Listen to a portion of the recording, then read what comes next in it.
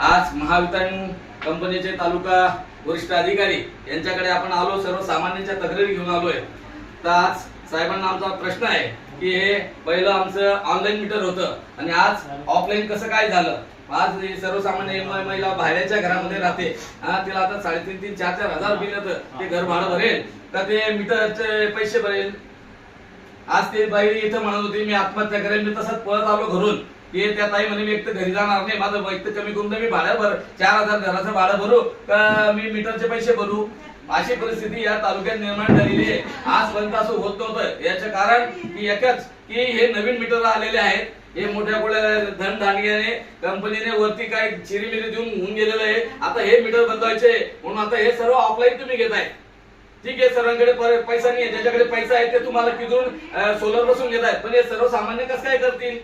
आज परिस्थिती आहे, आज तुमच्याकडे यावं चल मीटर वाढून आलं, बिल वाढून आले का, मग तुम्ही लगेच सांगता हा ठीक आहे चेकला पाठवा। मग आता हे सर्वसामान्य महिला, आता ही अपंग महिला इकडे दाखवले, हे बा या ताई आता अपंग या रिक्षा करून आले, 50 रुपये भाडं गावातनं शहरात यायचं असेल तर 50 रुपये रिक्षा तिकडनं भाडं, 50 तिकडनं 100 रुपये एका वेळेस देतील। मला सांगा या महिला भगिनी अशा सकाळच्या 50-100 पासून फोन करताय, थांबा ताई 100 जणांचे फोन आले, पण आम्ही जाऊ दे अधिकारी काही करत नसतील पण आम्ही तुम्हाला दोष देत नाही। पण मला सांगा इथं मीटर तपासण्याची व्यवस्था का नाही, याच्या अगोदर होती, शहर ऑफिस सुद्धा शहरात होतं। याचा तालुक्याला तर कोणी वाली राहिलं नाही। एक व्यक्तीला जर एक महिलाला बिचारा रिक्षा करून यायचं असेल आझाद चौकापासून राजीव गांधी नगरपासून तर त्याला 50 रुपये भाडं लागतंय।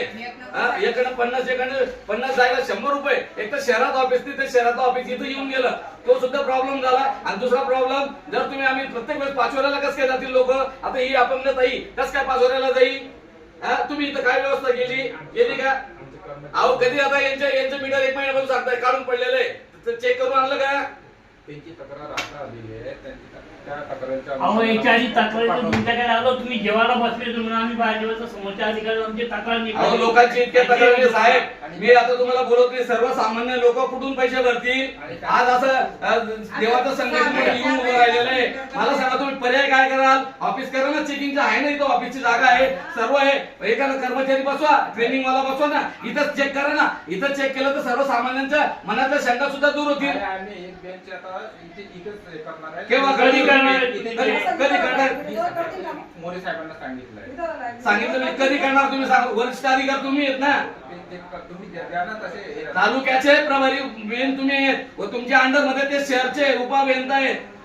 जे काही असेल ना ते आम्ही इथे चेक करून देऊ। आता जे बी ज्यांचे बी चेक व्हायचं असेल तर ते तुम्ही इथं चेकची व्यवस्था करा, 2 दिवसात व्यवस्था करा, नाही तर मी इथं दारावर जाईल, तुम्हाला सांगून देतो खुर्चीवर बसू देणार नाही। आम्ही चेक करून देऊ। लक्षात ठेवा, आता 2 दिवसात आपले येतील आणि तुम्ही यांना न्याय नाही दिला सर्वसामान्यांना तर तुम्हाला सुद्धा आम्ही खुर्चीवर बसू देणार नाही। लक्षात ठेवा, आतापर्यंत ढकला आता ढकू देणार नाही। सर्व हा काळा बाजार चालला आहे। नवीन मीटर लावण्यासाठी सगळा हाताने रिडिंग घेतात। अहो मला सर्व माहिती, मी 4 वर्षापासून संघर्ष करतोय तालुक्यामध्ये, कोणी वालीने तालुक्यामध्ये सर्वसामान्यांसाठी। ते ताई अक्षरशः आत्महत्या करायचे, मला फोन आला म्हणून मी तसंच कॉल करत आलो। काही म्हटलं काही चिंता करू नको, तुझे सर्व मार्ग लावून देईल मी।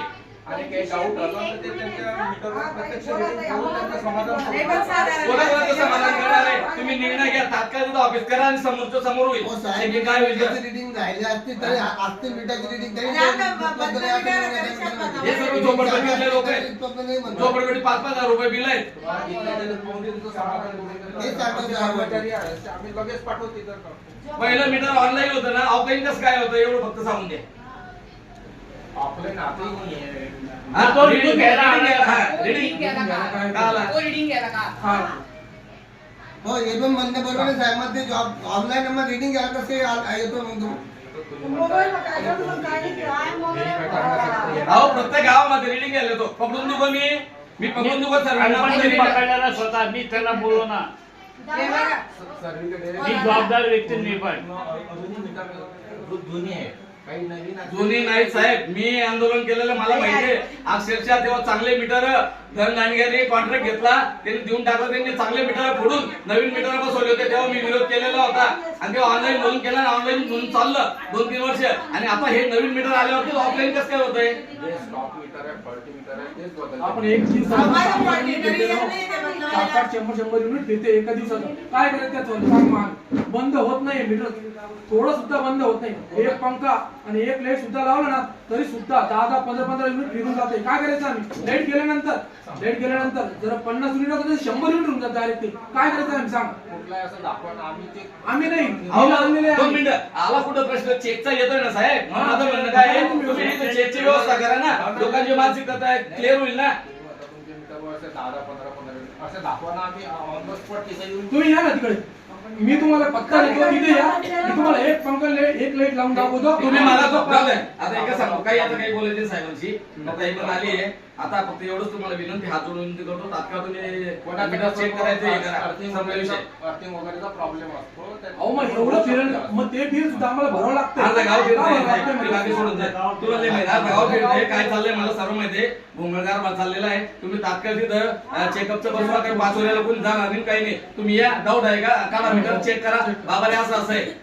अरे सर्व पद्धत काय चालली, मी याच्या अगोदर पण व्हिडिओ व्हायरल केलेला आहे की कशा पद्धतीने नाही लावायचे. रात्री 11, 12, 1, 2 दुपारी तेव्हा आपण करा ना लाईट मग. आमचं काही म्हणणं नाही ना, तुम्ही करा ना, आहे ना, यापूर्वी होतं ना. तर कधी वर्किंग नंबरला घेतात 132 नंबरला, मागच्या शनिवारी गेली, या शनिवारी गेली, तरी सुद्धा लाईट वारंवार का जातात याची तुम्ही स्पष्टीकरण द्या. प्रत्येक पोलला, प्रत्येक डिपार्टमेंटला 2 वायरमन नाहीये. जाऊ दे, आता ते आपलं काही बोलायचं नाही. तुम्ही आमच्या नाही. सगळ्यांच्या तक्रारी सर्वसामान्यांच्या या तात्काळ 2 दिवसात सोडवल्या नाही तर आम्ही निश्चित आंदोलन छेडू, असं तुम्हाला या प्रसंगी सांगतो. नाही. जय हिंद, जय महाराष्ट्र. सर